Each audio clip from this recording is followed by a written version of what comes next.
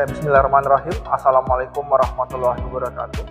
Perkenalkan, nama saya Fatus Hib MKom, dosen tetap program studi Manajemen Informatika, jurusan Manajemen Informatika, Politeknik Negeri Sambas. Pada kali ini, saya akan menyampaikan terkait mata kuliah yang saya ampu sesuai dengan bidang kalian saya pada bidang jaringan, e-commerce, pengembangan website, dan data science. Dan pada kesempatan kali ini saya akan menyampaikan pada mata kuliah e-commerce. Untuk mata kuliah ini itu ditujukan kepada mahasiswa semester 2 program studi Manajemen Informatika, jurusan Manajemen Informatika, Politeknik Negeri Sambas dengan kode mata kuliah 033202 dengan bobot SKS 3 SKS, di mana perkuliahan dilakukan sebanyak 18 kali tatap muka dengan rincian 16 kali pertemuan materi dan 2 kali pertemuan untuk UTS dan UAS. Tujuan instruksional umum atau TIU mata kuliah ini yaitu mahasiswa diharapkan mampu mengembangkan kemampuan mengenai pengertian dari e-commerce,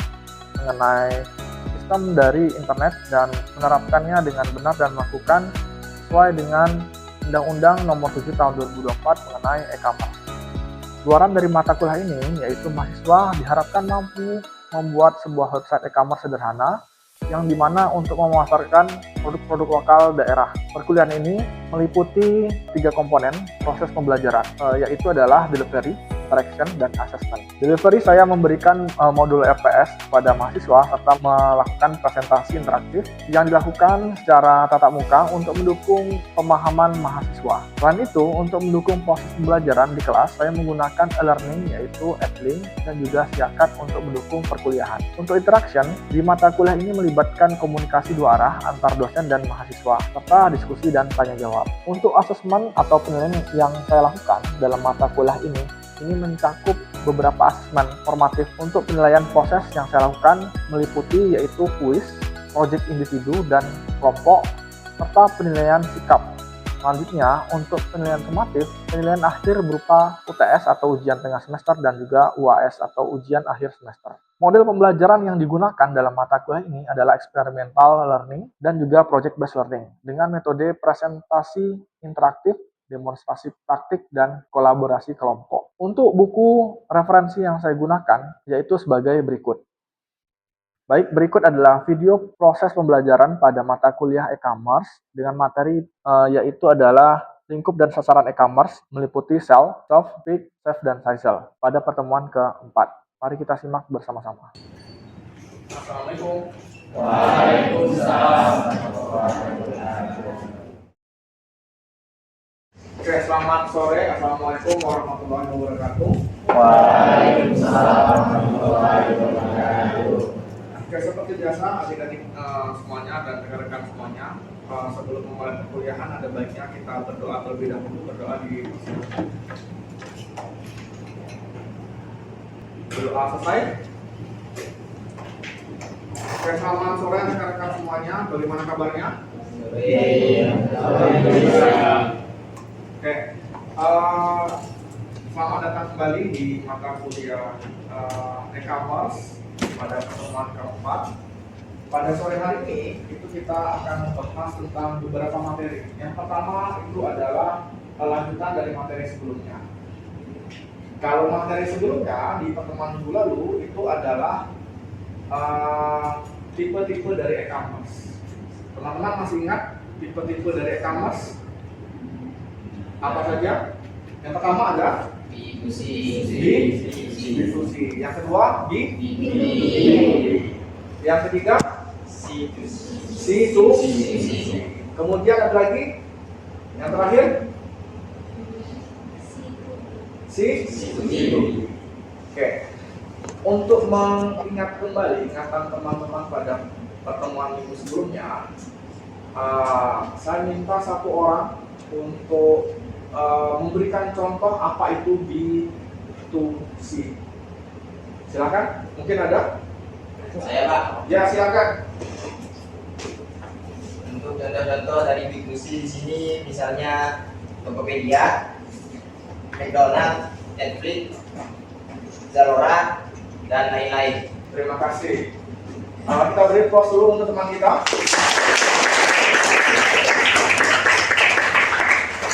Oke, untuk yang kedua tadi udah dijawab sama komodinya, yaitu B2C. Sekarang yang B2B, silakan. Siapa? Oke, silakan.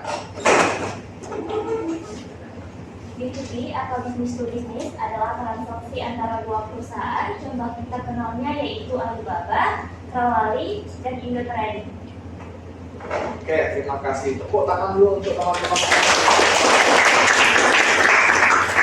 Oke, tadi sudah kita bahas ya terkait dengan B2C dan juga B2B. Untuk mengingat atau mengulang kembali materi pertemuan bulan.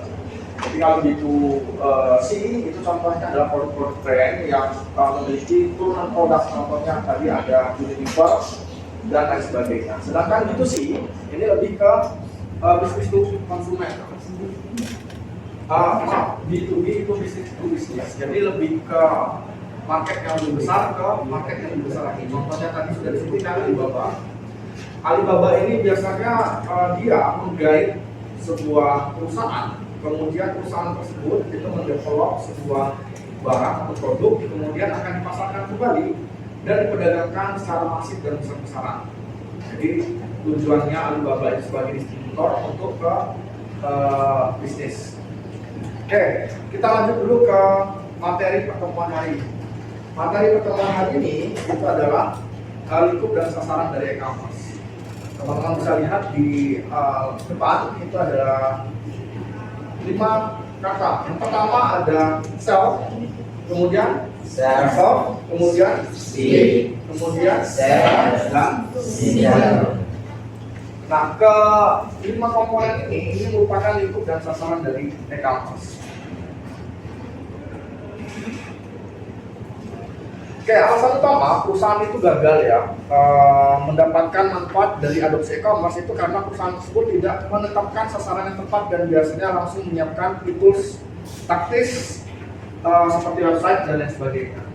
Oke, jadi padahal sebuah perusahaan itu untuk membangun e-commerce itu sebaiknya membangun terlebih dahulu fundamental yang diperlukan untuk membangun sebuah website e-commerce, bukan ke website terlebih dahulu.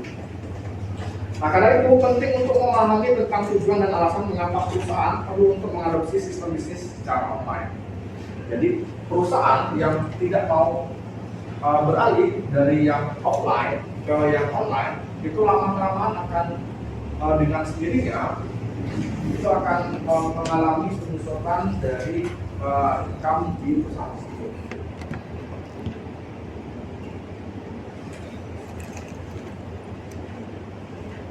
Oke, sasaran dari e-commerce ini ada 5 poin ya. Yang pertama itu meningkatkan penjualan. Jadi dengan pengembangan sistem distribusi, promosi dan penjualan yang lebih luas. Jadi target marketnya kita lebarkan, distribusinya kita perluas, kemudian promosinya juga kita gencarkan ke market yang lebih luas lagi. Contohnya di sini kita bisa menggunakan AdSense atau menggunakan promosi secara online melalui website dan sebagainya. Dan yang kedua, sasaran atau target dari e-commerce ini itu adalah memberikan nilai tambah kepada pelanggan. Jadi selain bisnis kita yang bertambah, value atau nilai bagi si pelanggan itu juga kita tingkatkan. Contohnya seperti apa? Teman-teman bisa mendapatkan sebuah produk A itu tidak perlu lagi datang ke toko offline, tapi dengan duduk saja di rumah atau sedang berdiri atau di ruangan kampus, teman-teman bisa mendapatkan barang yang teman-teman inginkan. Kemudian pendekatan hubungan dengan pelanggan. Jadi dengan adanya e-commerce ini, itu kita bisa membangun kedekatan dengan pelanggan. Contohnya beberapa brand yang saat ini sedang masih memasarkan produknya. Contohnya sebuah brand handphone ya. Brand handphone saat ini itu misalkan ada yang membuat sebuah produk yang itu tidak dipasarkan secara offline atau di toko-toko market yang ada di toko offline, tapi produk tersebut hanya bisa diakses dan dibeli dengan menggunakan e-commerce. Artinya si pelanggan tersebut tidak perlu datang ke toko offline, tapi hanya dipasarkan melalui toko online. Contoh produk brandnya Kalau Samsung teman-teman tahu? Tipenya apa? Yang hanya dipasarkan melalui toko online. Tidak tahu ya? Samsung Zen M itu hanya dipasarkan secara online. Ya kan? Ya. Tapi biasanya ada juga distributor yang membeli secara online lalu dipajangnya di toko offline. Nah, itu juga ada.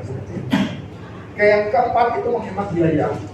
Nah, dari segi penghematan biaya, salah satu biaya yang dipangkas itu adalah apa? Biaya apa kira-kira?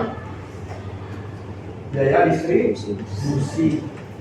Teman-teman belanja offline dan online harganya sama atau berbeda? Beda. Berbeda. Perbedaan di mana? Harga. Di harga. Selisihnya ada atau tidak? Hah? Ada. Kenapa itu bisa terjadi?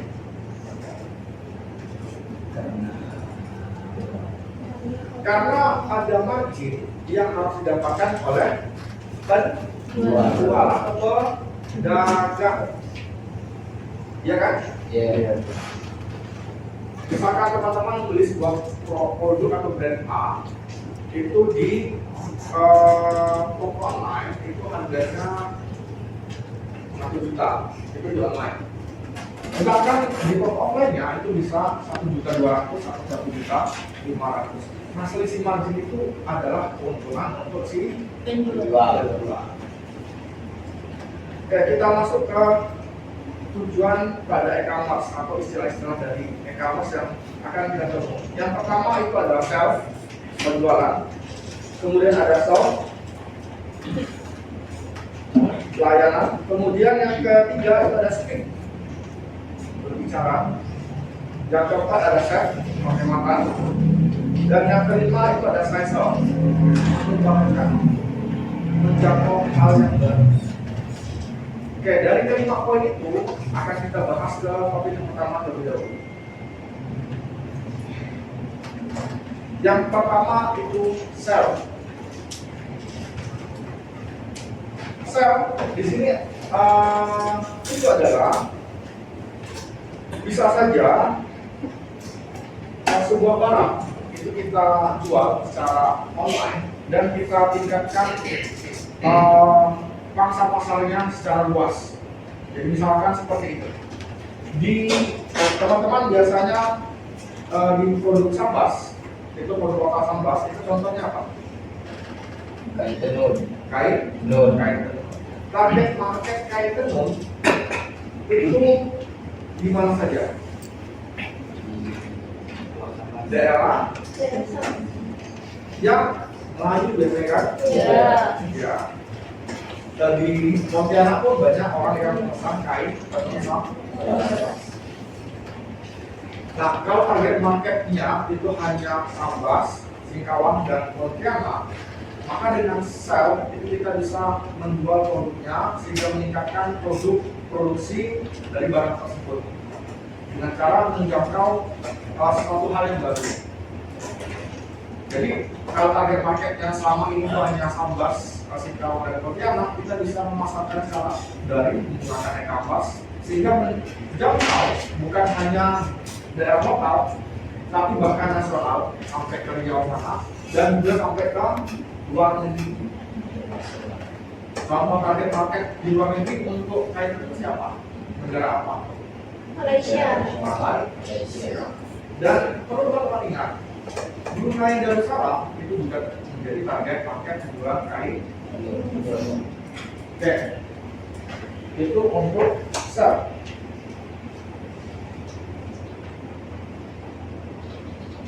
Nah, ini. Jadi, di sell ini selain meningkatkan produksi barang, dia juga akan berjalan lurus dengan target market dan juga cara untuk mempromosikan si barang tersebut. Jika teman-teman lihat pada tabel di depan, di sana ada market development strategi, kemudian identification strategi, kemudian market penetration strategi, dan juga product development strategi. Jadi keempat matriks ini itu saling berkaitan. Misalkan target development strategi ini adalah menciptakan target market baru. Jadi yang awalnya hanya sambas, singkap dan pontianak, kita menciptakan target market baru. Oh ternyata orang Jawa itu juga sangat senang dengan kain tenun sambas. Nah ini menciptakan target market yang baru. Kemudian di classification strategi, ini apa Pak?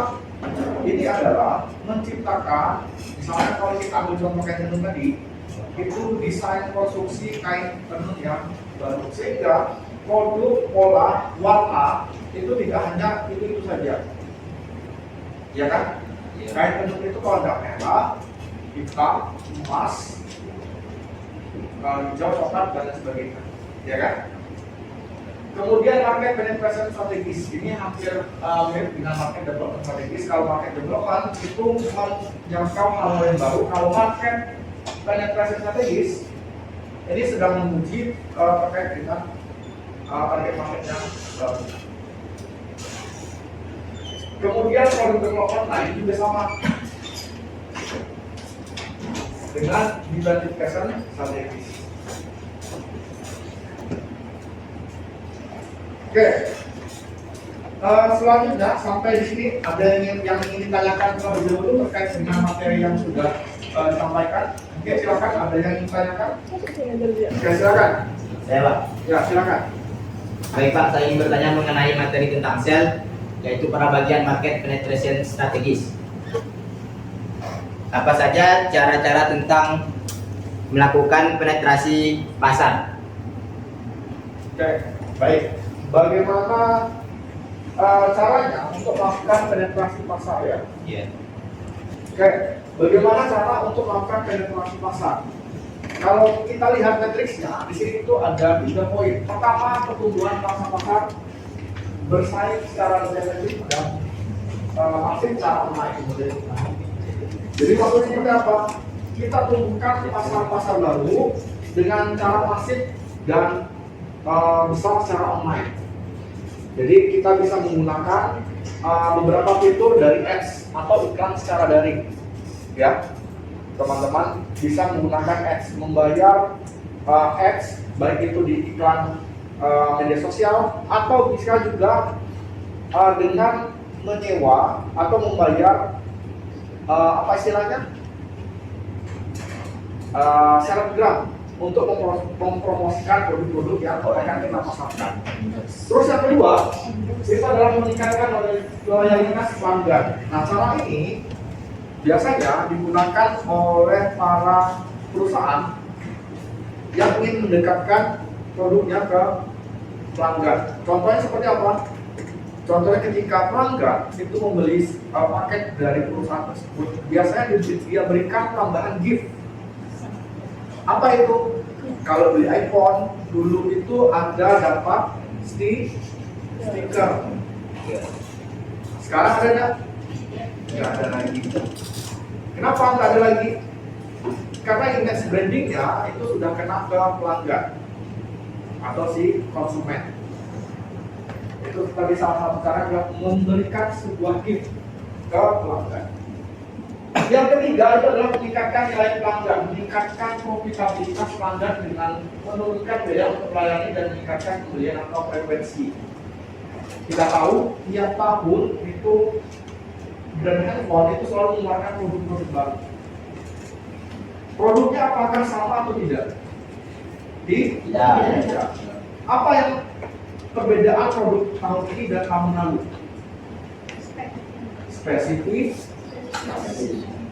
Spesifikasi apa? Misalkan kecepatan prosesor ditambah. Yang awalnya 1 GHz menjadi 2 GHz. Kemudian RAM yang awalnya 6 GB sekarang sudah 8 dan 12 GHz. Terus apa lagi? Spesifikasi kamera. Dengan harga yang sama, tahun ini mendapatkan spesifikasi kamera yang lebih mumpuni dari tahun Oke, itu mungkin sedikit jawaban yang saya sampaikan. Bagaimana? Sudah jelas? Jelas. Oke, kita lanjut lagi. Oke, yang ke selanjutnya itu adalah soft. Melayani. Teman-teman suka tidak dilayani? Ya. Capek-capek dari kampus datang ke rumah, Pak, buatkan saya Indomie goreng, misalkan. Teman-teman suka nggak dilayani? Nah, Iya Kak, mak buatkan Indomie goreng kesukaan Niko misalkan. Pasti setiap orang suka dilayani. Begitu juga dengan pelanggan. Pelanggan itu semakin dilayani semakin suka dan image brandingnya semakin terbangun. Itu cara kedua untuk meningkatkan penjualan menggunakan e-commerce. Jadi pelayanan. Jadi setiap brand itu harus melayani si konsumennya ataupun calon konsumen.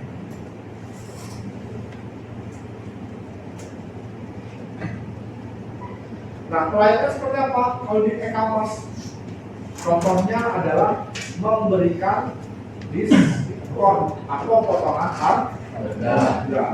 Itu merupakan pelayanan. Yang kedua apa?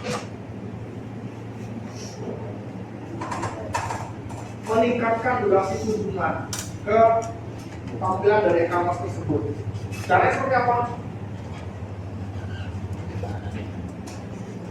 Caranya adalah memperbaiki tampilan interface dari gambar produk yang akan kita jual dan seterusnya.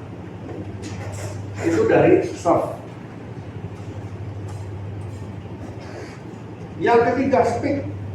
Nah, jadi e-commerce ini juga bisa dijadikan untuk speed atau pendekatan ke pelanggan agar lebih dekat ke pelanggan atau sebagai alat komunikasi.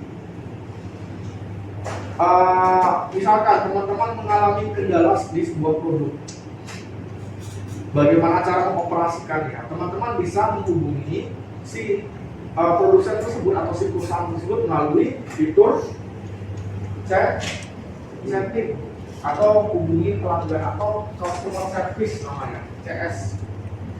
Ada yang ditanyakan, Kak, Mbak, stok barang warna ini itu masih ada atau tidak ada? Itu apa? Komunikasi. Nah, dari sini itu akan terbangun komunikasi.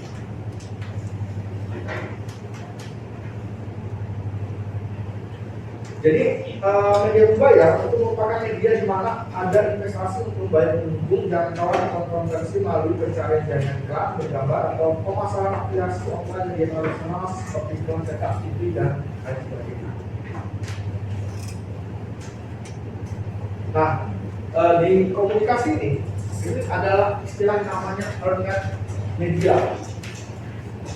Ini biasanya ya itu media promosi, di mana media tersebut itu mendapatkan iklan atau komisi dari menampilkan sebuah iklan.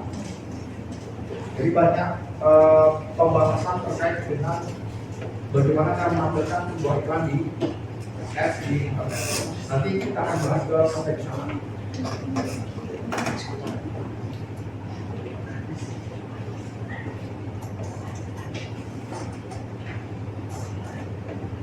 Oke, yang keempat itu ada set.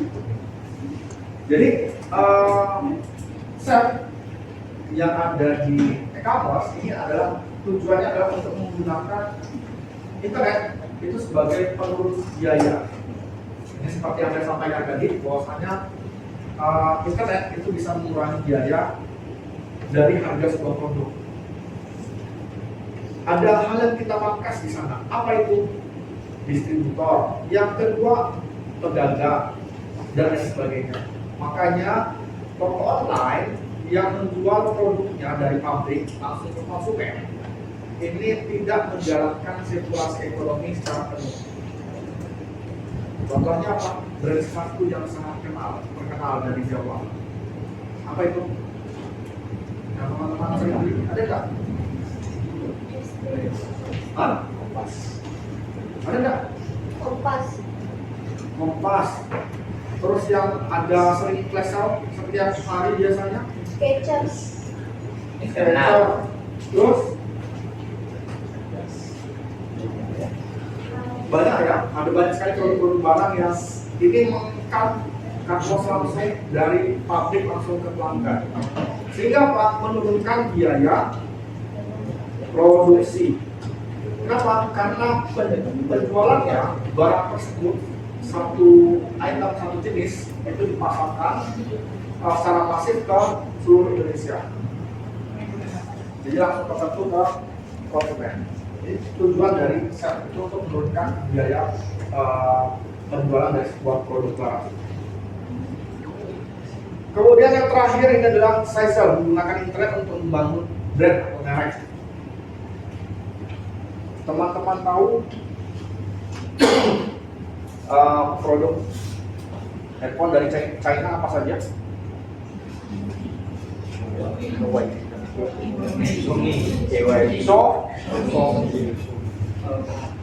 Teman-teman umurnya berapa sekarang? 20. 15. Sony itu sudah 15 tahun berada atau lahir di dunia ini. Artinya hanya selisih 4 tahun dari umur teman-teman. Kemudian brand handphone China yang lainnya apa? Huawei. Huawei itu dulunya bukan brand handphone, tapi apa? Adalah alat pendukung untuk telekomunikasi dan jaringan. Itu awal mulanya juga Huawei. Nah sekarang dia merambah ke berbagai macam platform yang ada di dunia ini. Jadi internet itu untuk membangun brand, namanya Sizell. Jadi dulu awalnya Sony itu bukan apa-apa, sehingga saat ini menjadi apa-apa itu karena brand, image branding. Dibangun dari nol hingga saat ini itu butuh effort yang luar biasa. Sama kayak Samsung, LG dan lain sebagainya. Kalau produk Indonesia yang teman-teman tahu yang sudah merambah ke masa internasional apa? Apapun itu, terserah. Ada yang tahu? Tidak tahu ya? Makanan deh, makanan. Jangan. Sate. Apa? Sate. Sate itu makanannya, tapi brand produknya, perusahaannya ada nggak? Indomie. Jualan Indomie tahu teman-teman. Yang kedua, apa? McDonald bukan. Sambal sasa. Sambal ABC boleh. Dan kemudian kecap kayaknya hanya Asia saja, juga Eropa sana. Jadi desa. Silver Queen, Jeko, dan lain sebagainya. Itu semua produk brand asli Indonesia yang sudah melalui ke Indonesia. Dan sebanyak lagi produk Indonesia yang banyak sekali yang bisa teman-teman diskan. Oke, mungkin itu pertemuan hari ini. Setelah ini, itu silahkan kerjakan kuis selama kurang lebih 5 menit dan akan kita review bersama-sama. Hari ini itu cukup sampai di sini. Nanti setelah ini silahkan kerjakan tugas yang sudah saya berikan dan kumpulkan melalui Google Drive dan juga link yang sudah saya sediakan.